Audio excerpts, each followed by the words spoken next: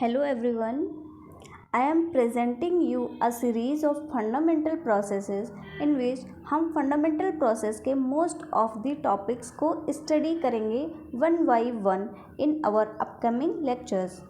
Our today's lecture will be on brief description of nucleic acid. Fundamental processes. First we will see what the fundamental processes are. Fundamental biology research focuses on molecular mechanism controlling a range of plant and animal growth, development and physiological processes.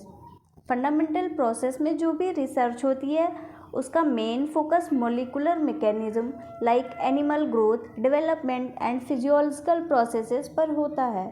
In other words we can say that detailed study of growth and development at molecular level comes under fundamental processes.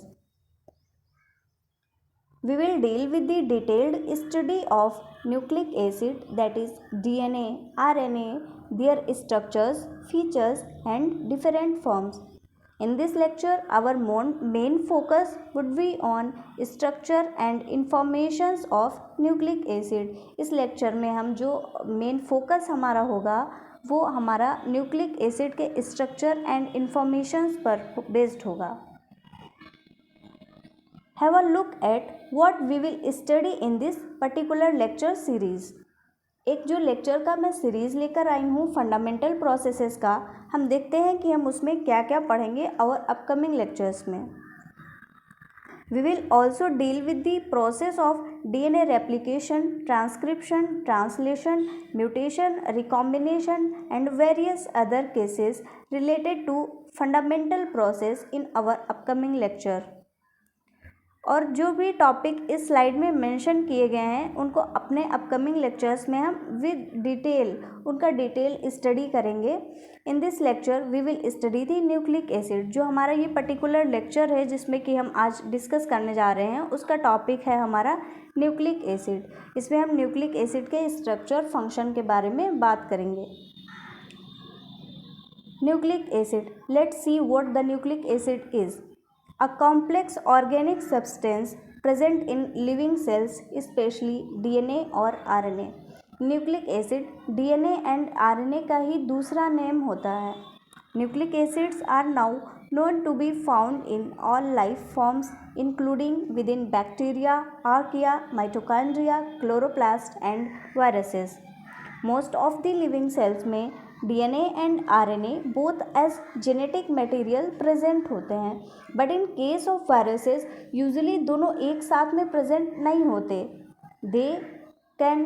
They can have DNA और RNA most of the time. मतलब कि जो viruses होते हैं उनमें DNA और RNA दोनों एक साथ में बहुत ही कम देखने को मिलते हैं. ऐसा नहीं है हो नहीं सकते, हो सकते हैं, बट बहुत रेयर केस में ऐसा होता है कि DNA एंड RNA बोथ एक साथ में प्रेजेंट हो. मोस्ट ऑफ द टाइम उनमें या तो DNA होगा या RNA होगा. The term nucleic acid is the overall name for DNA and RNA. The functions of nucleic acids have to do with the storage and expression of genetic information. Nucleic acid का primary function होता है genetic informations को store करना. Stored informations का expression DNA से protein बनने तक की प्रोसेस में किया जाता है और हम इसे सेंट्रल डोग्मा भी कहते हैं. We will discuss central dogma in detail in upcoming lectures. Now we will see the discovery and composition of nucleic acids. Discovered by Michel in 1869. Nucleic acid की डिस्कवरी फ्रीडरिक माइकर ने की थी और उन्होंने इसे न्यूक्लिन का नाम दिया था. Whose molecules consist of many nucleotides linked by phosphodiester bond in a long chain. Nucleotides nucleic acids के बिल्डिंग ब्लॉक्स होते हैं जो कि फॉस्फोडाइएस्टर बॉन्ड के थ्रू लिंक होकर DNA और RNA का फॉर्मेशन करते हैं. यहाँ पर आप एक पिक्चर देख सकते हैं जिसमें आपको न्यूक्लियोटाइड का स्ट्रक्चर शो किया गया है. इसमें कि एक पेंटोज शुगर है जो कि नाइट्रोजनस बेस एंड फॉस्फेट से अटैच होकर न्यूक्लियोटाइड का फॉर्मेशन कर रही है।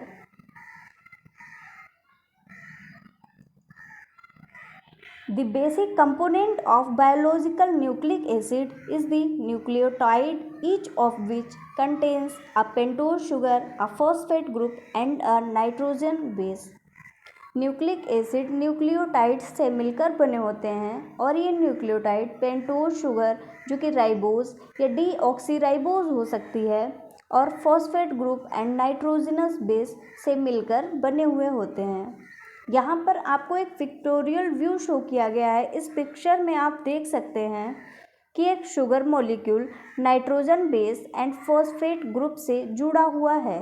शुगर के सेकेंड कार्बन पर या तो हाइड्रोजन होगा या हाइड्रोक्सिल ग्रुप प्रेजेंट होता है एंड यही जो हाइड्रोजन और हाइड्रोक्सिल ग्रुप है यही जेनेटिक मटेरियल हमारा डीएनए होगा या आरएनए होगा, इस बात को डिसाइड करता है। इस बात का डिसीजन इसी कार्बन पर प्रेजेंट ग्रुप से होता है। अगर सेकेंड पोजीशन पर हाइड्रोजन है तो ये शुगर डीएनए में प्रेजेंट होगी जो जिसको कि हम डीऑक्सीराइबोज शुगर बोलते हैं एंड अगर यहाँ पर हाइड्रोक्सिल ग्रुप प्रेजेंट होगा तो ये शुगर होगी राइबोज एंड आरएनए में प्रेजेंट होगी।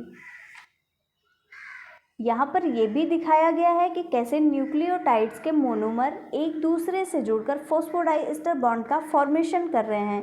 You can see phosphate group, phosphodiester bond and 5 carbon sugar nitrogen base, all of these things in one peak. Nucleotides are monomer connected by phosphodiester bond to form nucleic acid and जो nucleic acid हमारा होते हैं they are polymer of nucleotides. Let's discuss sugar present in nucleic acids. Sugar present in nucleic acid is pentose sugar and is of two types, deoxyribose and ribose. Pentose sugar का मतलब होता है कि जो sugar होती है उसमें 5 carbon ring present होता है, मतलब कि शुगर जो है उसमें 5 कार्बन प्रेजेंट है, दैट्स वाई इसका नाम पेंटोज शुगर दिया गया है। जो शुगर होती है न्यूक्लिक एसिड्स की वो 2 टाइप्स की होती है एंड शुगर के बेसिस पर ही डीएनए एंड आरएनए के स्ट्रक्चर एंड स्टेबिलिटी डिफाइन की जाती है। यहाँ पर आपको एक पिक्चर शो की गई है जिसमें कि राइबोज एंड डीऑक्सीराइबोज को प्रेजेंट किया गया है। आप देख सकते हैं कि क्या डिफरेंस है राइबोज एंड डीऑक्सीराइबोज में। You can see here a pic with both of the sugars. The only difference in these sugar is at second carbon. If second carbon occupied by hydroxyl group, then it will be ribose and would be present in RNA.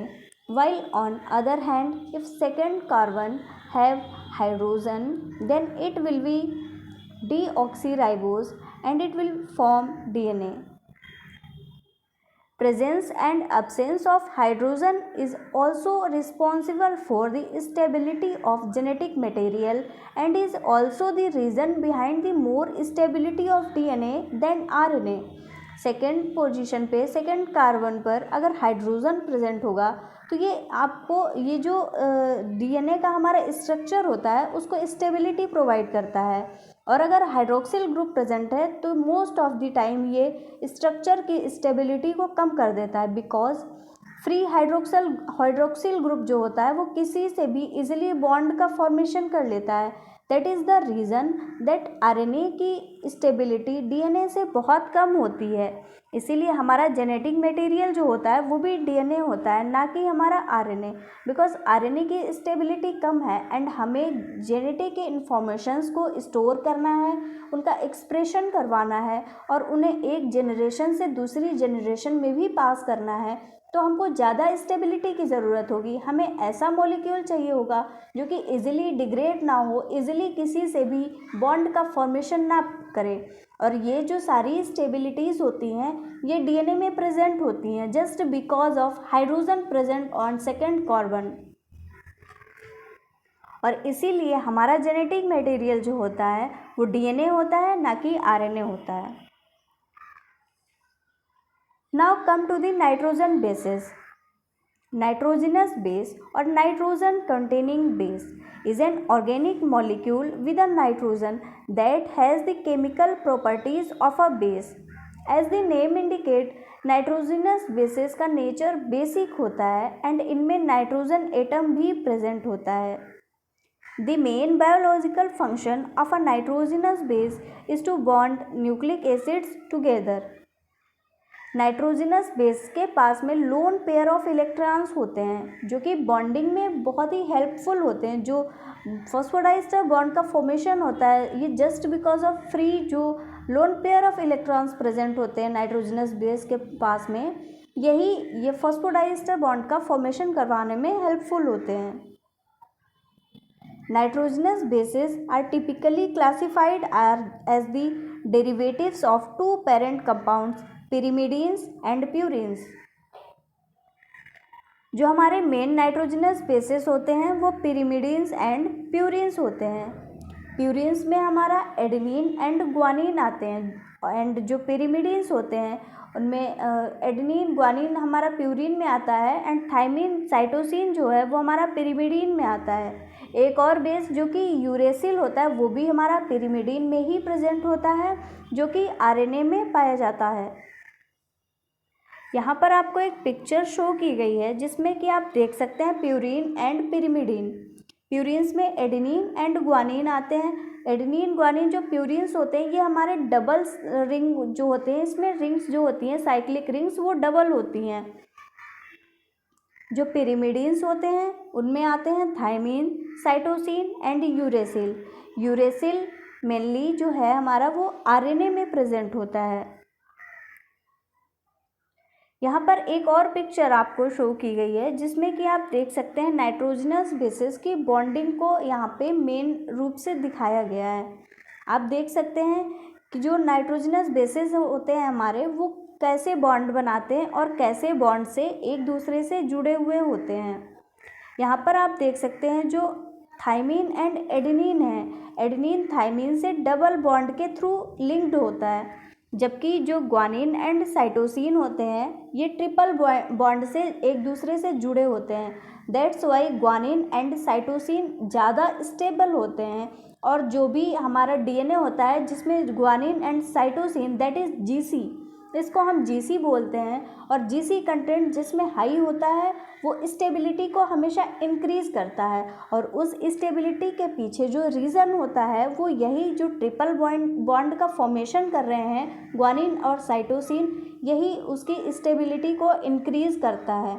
जबकि thymine and adenine जो है वो सिर्फ double bond बना रहे हैं, तो इनको ब्रेक करने के लिए हमें लेस एनर्जी की रिक्वायरमेंट होगी. लेस एनर्जी मतलब कि ये जल्दी ही ब्रेक हो जाएंगे तो इनकी स्टेबिलिटी उतनी ज़्यादा नहीं होगी. जबकि जो ग्वानिन एंड साइटोसिन है इनको हमें ब्रेक करने के लिए बहुत ज़्यादा एनर्जी की आवश्यकता होगी बिकॉज ये ट्रिपल बॉन्ड है. तो इसको ब्रेक करने के लिए जितनी ज़्यादा एनर्जी की आवश्यकता होगी उतना इसका मेल्टिंग पॉइंट ज़्यादा होगा, मतलब कि ये इजीली मेल्ट नहीं होगा, इजीली डिग्रेड नहीं होगा. और इसी वजह से इसकी स्टेबिलिटी ज़्यादा होगी. और जिस भी डीएनए में जीसी कंटेंट प्रेजेंट होगा जिसमें भी ज़्यादा होगा उसकी स्टेबिलिटी बहुत ही ज़्यादा हो जाएगी. Thank you for watching this. If you liked this video then please like, share and subscribe this channel.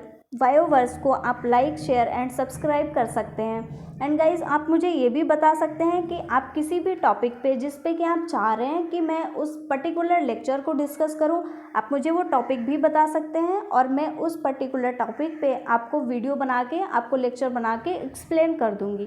Thank you very much.